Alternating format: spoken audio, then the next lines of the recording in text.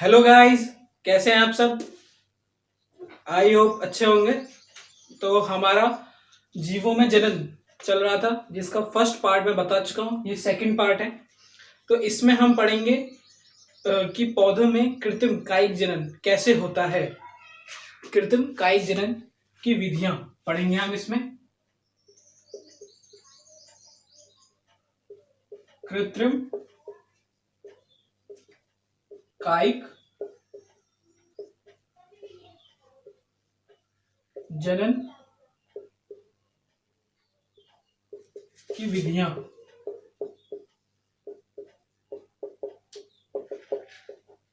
कृत्रिम कायिक जनन की विधियां पढ़ेंगे हम। इसमें दो प्रकार की विधि होती है, कलम लगाना और दाब लगाना। क्या है कलम लगाना? पहला।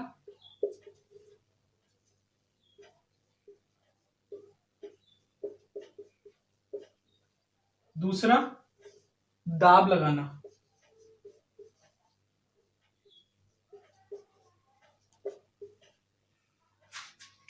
ये दो विधियां सबसे ज्यादा फेमस हैं। इन्हीं दो के बारे में अधिकतर पूछा जाता है कि कृत्रिम कायिक जनन में कौन सी विधियां मुख्य हैं। तो कलम लगाना और दाब लगाना। एक एक करके हम इन विधियों के बारे में पढ़ लेते हैं। कलम लगाना क्या होता है? पहला, एक मिनट।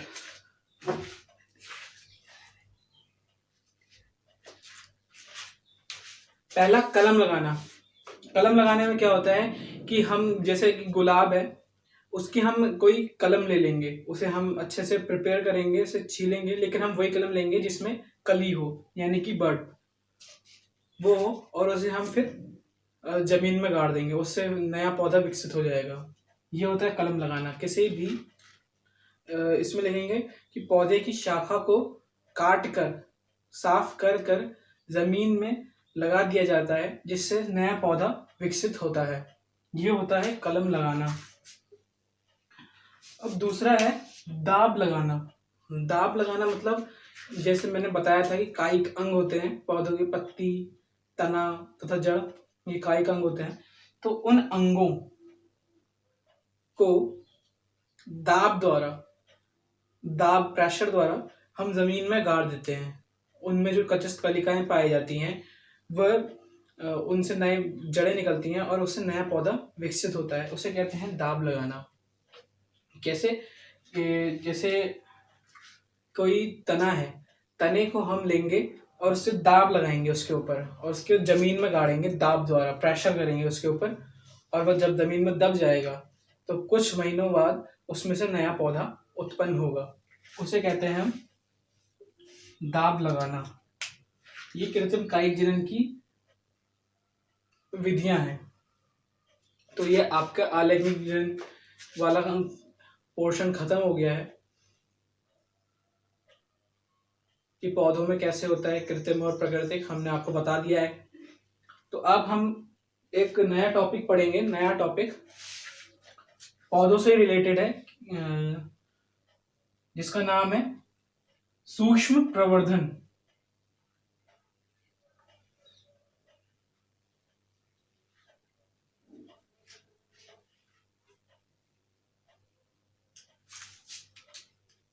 सूक्ष्म प्रवर्धन नया टॉपिक है।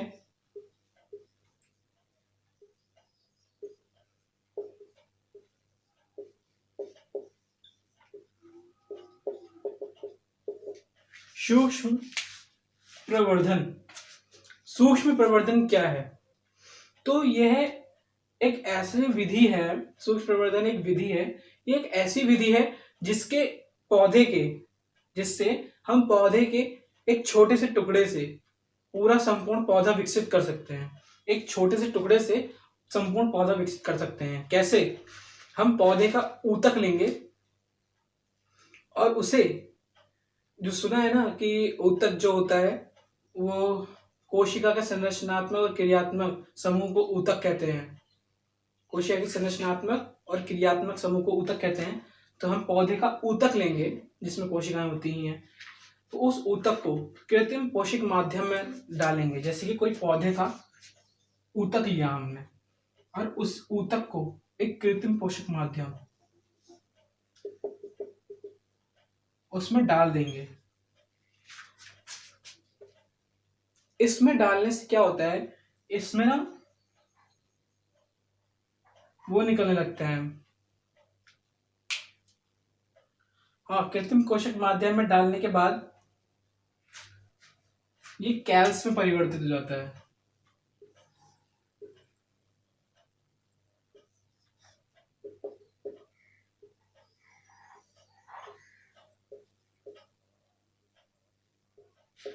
कैल्स कहते हैं इसे।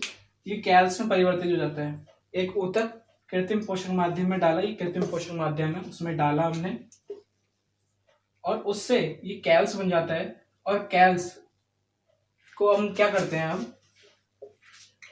कैल्स को हम एक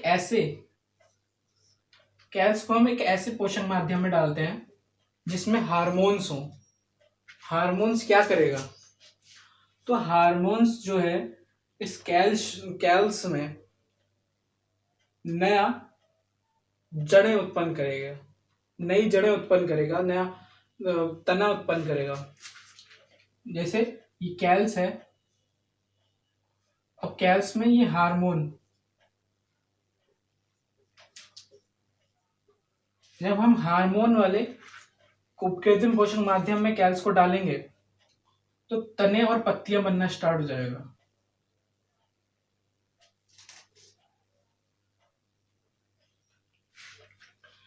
इन तने और पत्तियों का हम लेंगे और फिर से हम इसे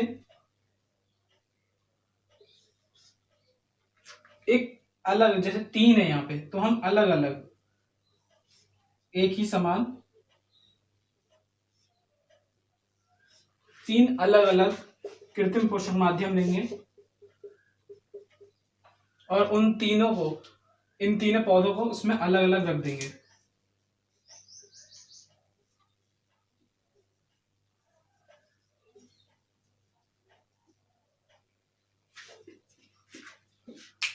इन तीनों को अलग अलग कृत्रिम पोषक माध्यम में रख देंगे।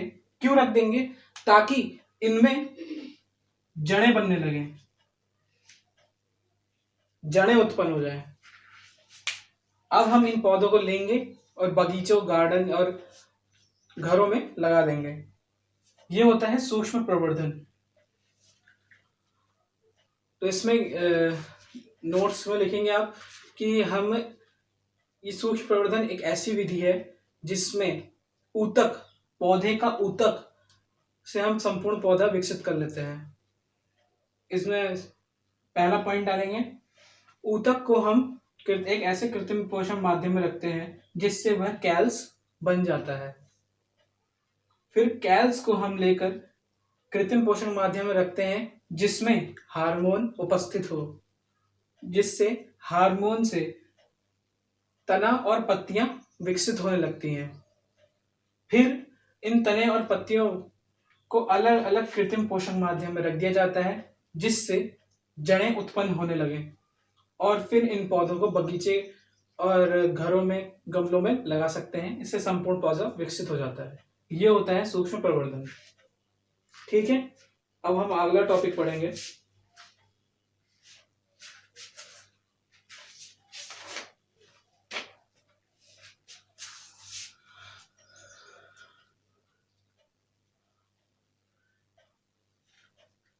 अब हम पढ़ेंगे लैंगिक जनन, सेक्सुअल रिप्रोडक्शन।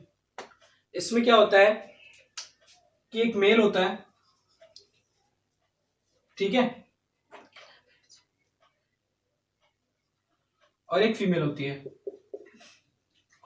अब आप लोगों को पता है कि मनुष्यों में 46 गुणसूत्र होते हैं और उन 46 जो गुणसूत्र होते हैं उसके आधे यानी कि 23 और इसके 23 मिलकर एक नया 46 यानी कि जीव, मनुष्य बनाते हैं, मनुष्य वाला। तो इसके गैमीट, मेल के गैमीट और फीमेल के गैमीट, ये आधे आधे यानी कि n, और इसके n आधे आधे जब मिलते हैं तो 2 है, एक संपूर्ण मनुष्य ह्यूमन और जाइगोट बनता है जिसे युग्नस कहते हैं, जाइगोट कहते हैं इसे, और इसे गैमीट कहते हैं।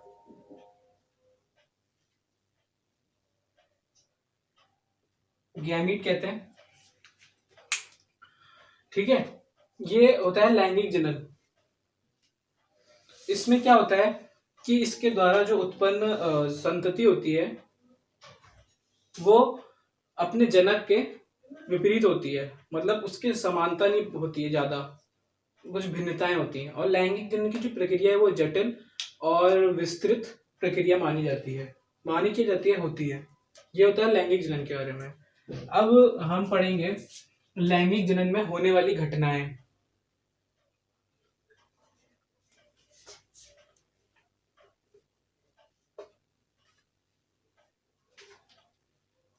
इसके आगे है लैंगिक जनन में होने वाली घटनाएं।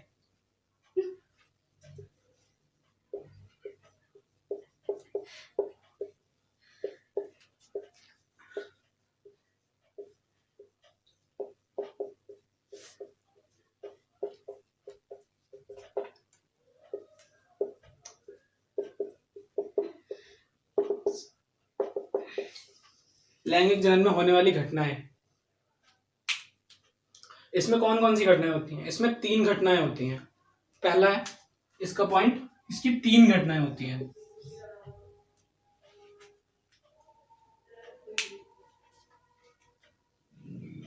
इस 3 घटनाओं में कौन कौन से होता है? पहला निषेचन पूर्व घटना,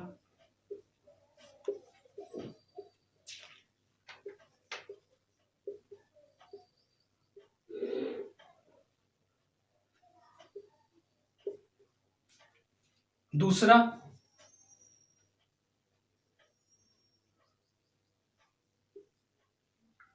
निषेचन,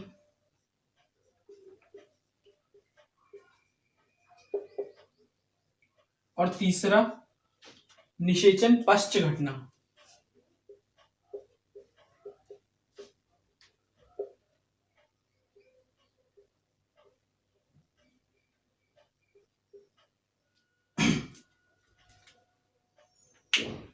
तो आप हेडिंग डालेंगे और लिखेंगे लैंगिक जनन के बारे में। आप लिखेंगे पहले लैंगिक जनन के बारे में लिखेंगे, उसमें लिखेंगे कि इसमें 2 विपरीत जनकों की आवश्यकता होती है लैंगिक जनन में, और मेल गैमीट यानी कि मेल से मेल, नर से नर युग्मक, और फीमेल यानी कि मादा से मादा युग्मक निकलकर आपस में संलयित होता है, उसे हम कहते हैं लैंगिक जनन। इसके द्वारा उत्पन्न संतति जनक के विपरीत होती है और यह एक विस्तृत और जटिल प्रक्रिया होती है। लैंगिक जनन के बारे में आप इतना लिखेंगे, ठीक है। आप लिखेंगे पहली हेडिंग, दूसरी हेडिंग डालेंगे लैंगिक जनन में होने वाली घटनाएं।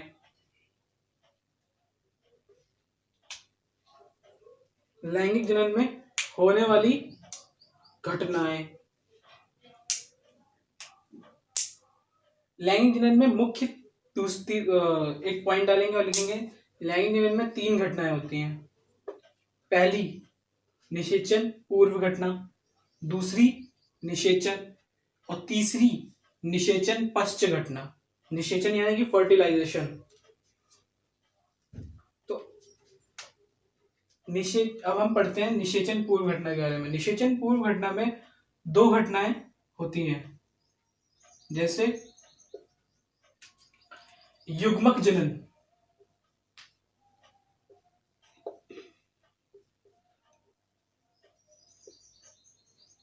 जिसे कहते हैं गैमीटोजेनेसिस,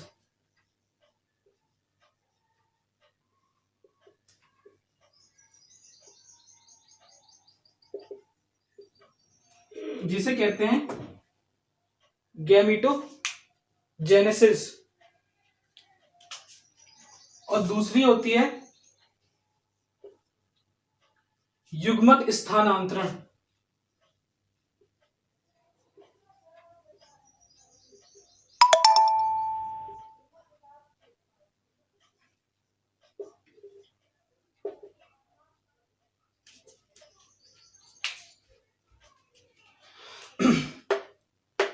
निषेचन पूर्व घटनाओं में क्या होता है, दो घटनाएं होती हैं। पहली युग्मक जनन, दूसरी युग्मक स्थानांतरण। तो आज हम पढ़ेंगे निषेचन के बारे में। निषेचन पूर्व घटना के बारे में हम पढ़ेंगे। तो आप निषेचन पूर्व घटनाएं हेडिंग डालेंगे और लिखेंगे इसमें दो घटनाएं होती हैं, पहली युग्मक जनन और दूसरी युग्मक स्थानांतरण। ये निषेचन पूर्व घटना के बारे में। अब ये क्या होता है इसको समझ लेते हैं। ये दोनों घटनाएं हम अगली वीडियो में देखेंगे। निषेचन और निषेचन पश्च घटनाएं वाली वीडियो अलग से बनेगी।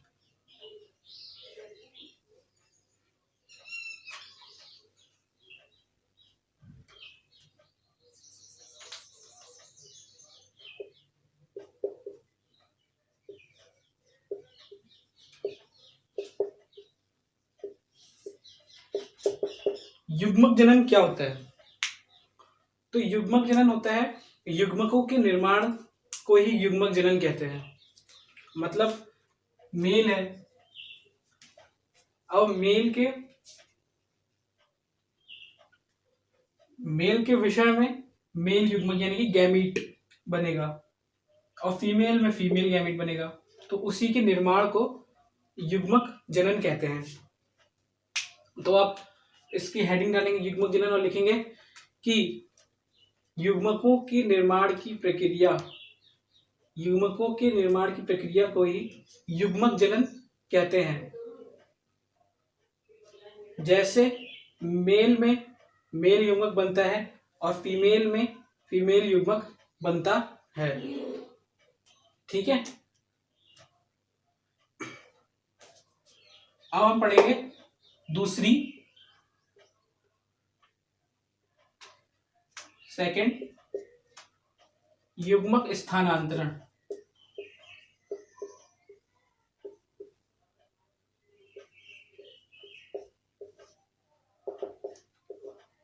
युग्मक स्थानांतरण क्या है? अब युग्मक तो बन गए, अब उसका होगा क्या? तो युग्मकों के मतलब मेल के युग्मक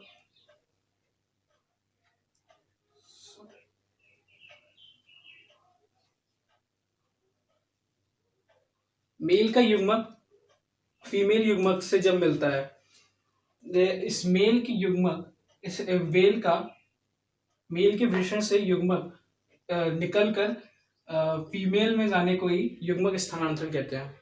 इसे कहते हैं युग्मक स्थानांतरण। तो इसमें टॉपिक डालेंगे युग्मक स्थानांतरण और लिखेंगे इसके आगे कि मेल पार्ट से युग्मक निकलकर फीमेल पार्ट में जाने को ही युग्मक स्थानांतरण कहते हैं। और इन लोगों के संयुग्मन से युग्मनज फीमेल में जाने को ही इन लोग युग्मनज बनता है, जिसे जाइगोट कहते हैं।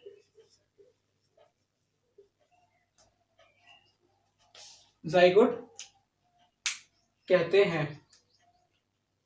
ठीक है,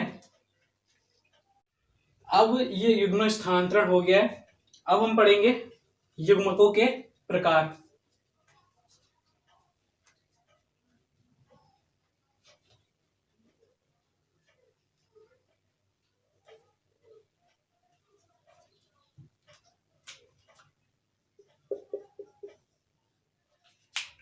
निषेचन पूर्व घटनाओं को मैंने आपको बता दिया है,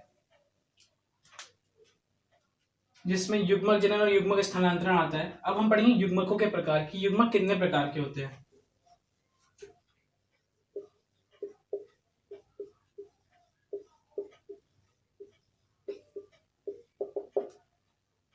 तो युग्मक कितने प्रकार के होते हैं? तो युग्मक 3 प्रकार के होते हैं। युग्मक 3 प्रकार के होते हैं। ये हेडिंग डालेंगे और लिखेंगे युग्मकों के प्रकार। उसमें पहला पॉइंट लिखेंगे कि युग्मक 3 प्रकार के होते हैं। पहला है समयुग्मकी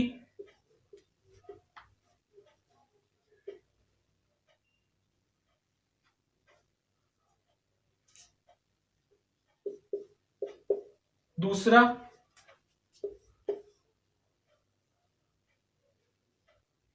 विषम युग्मकी,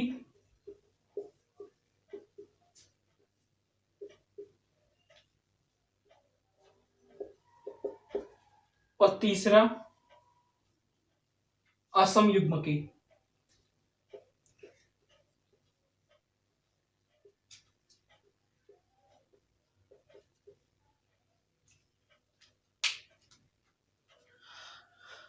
पहला पॉइंट डालेंगे और लिखेंगे ये 3 प्रकार का होता है।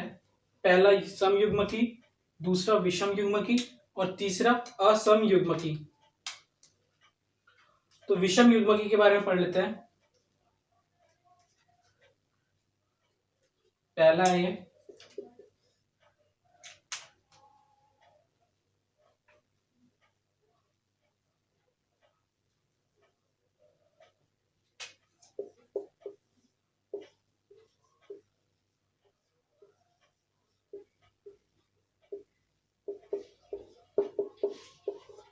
समयुग्मकी क्या होते हैं। नाम से पता चल रहा है कि समयुग्मक जिसमें समान युग्मक हो, मतलब जिसके आकार परिणाम सब कुछ समान हो, उसे समयुग्मक कहते हैं। जैसे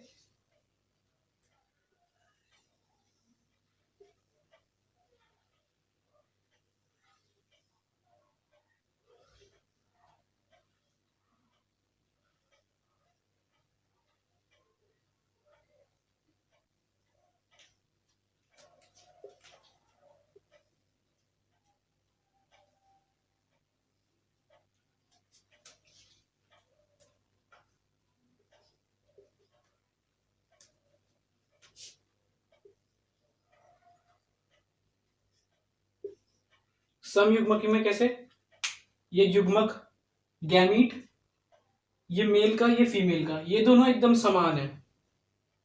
आकार में भी ये आकार भी इनका समान है। और जब ये सम्मिलित होंगे मतलब मिलेंगे आपस में, तब इनका जो परिमाण जो निकलेगा वो भी समान होगा।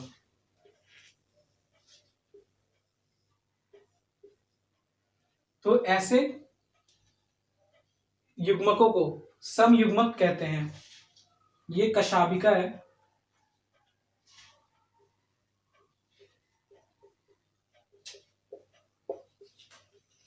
कशाबिका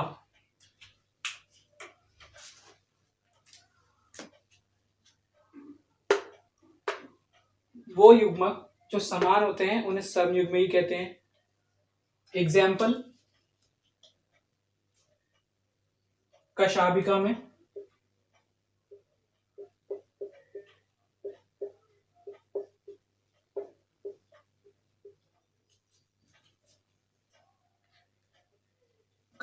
में क्लेमाइडोमोनास और यूलोथ्रिक्स।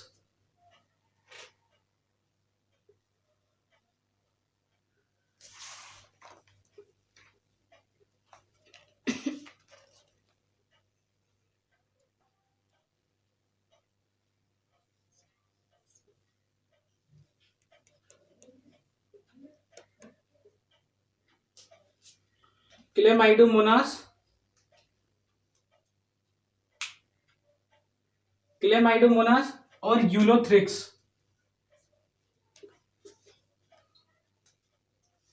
ये कशाबिका के समयुग्मकी में कशाबिका के एग्जाम्पल हैं।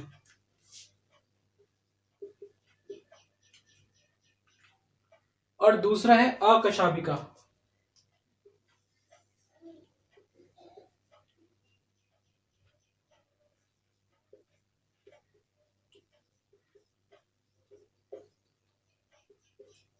जिसमें स्पाइरोगायरा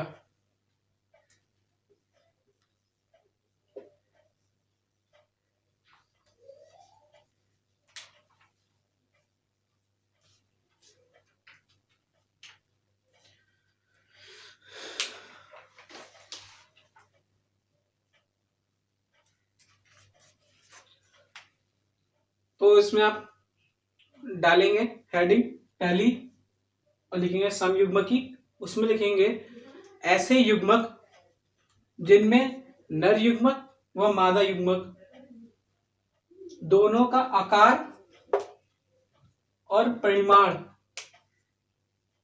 दोनों समान हो, समयुग्मकी कहलाते हैं।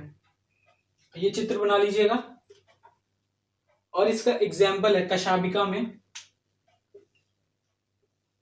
कशाबिका में है क्लेमाइडोमोनास और यूलोथ्रिक्स, और अकशाबिका में है स्पायरोगायरा। ठीक है,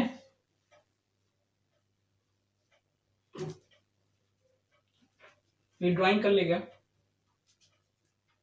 अब हम पढ़ेंगे दूसरा विषम युग्मकी।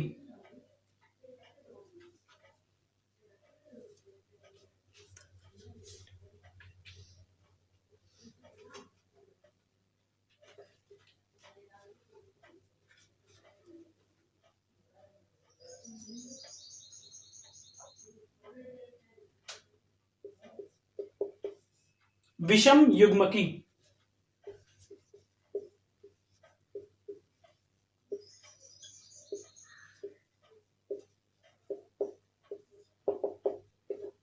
विषम युग्मकी क्या होता है? तो ऐसा युग्मक, ऐसे मेल एंड फीमेल युग्मक जिनका ना तो आकार समान हो और ना ही परिमाण समान हो, उसे हम कहते हैं विषम युग्मक। जैसे जैसे फीमेल का युग्मक, जिसे हिंदी में अंडाणु कहते हैं, और मेल का जिसे शुक्राणु कहते हैं।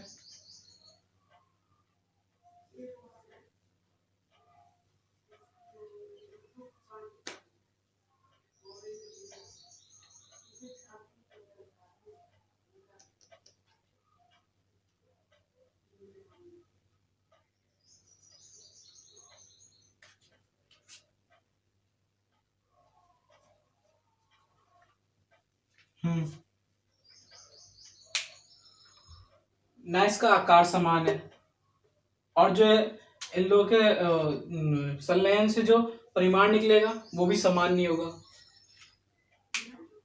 तो ऐसे युग्म को कहते हैं विषम युग्मकी। तो इसमें एक हेडिंग डालेंगे विषम युग्मकी, और लिखेंगे इसमें नर और मादा दोनों के युग्मकों का ना तो आकार समान होता है और ना ही परिमाण समान होता है। ऐसे युग्मकों को विषम युग्मकी कहते हैं। एग्जाम्पल के लिए एग्जाम्पल है कारा शैवाल,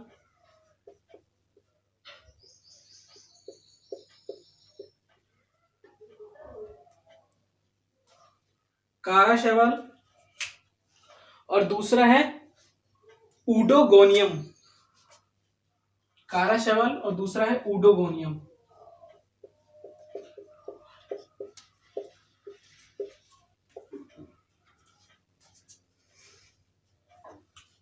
तीसरा है असमयुग्मकी। इसमें क्या होता है? इसमें यह होता है कि युग्मकों का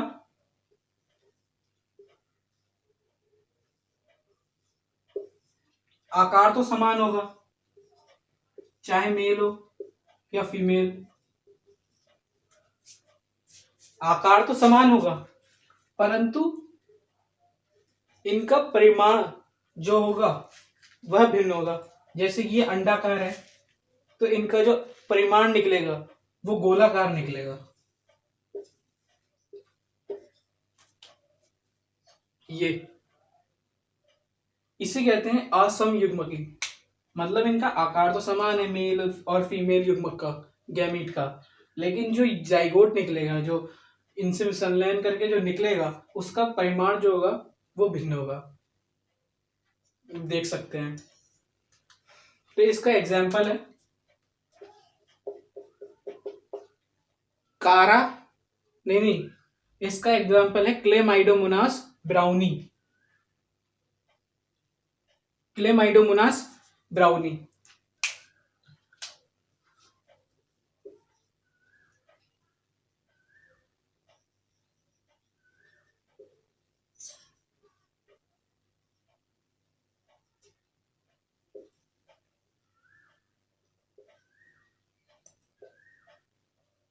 क्लेमाइडोमोनास ब्राउनी। तो इसमें आप हेडिंग डालेंगे असम युग्मक की और लिखेंगे कि ऐसे युग्मक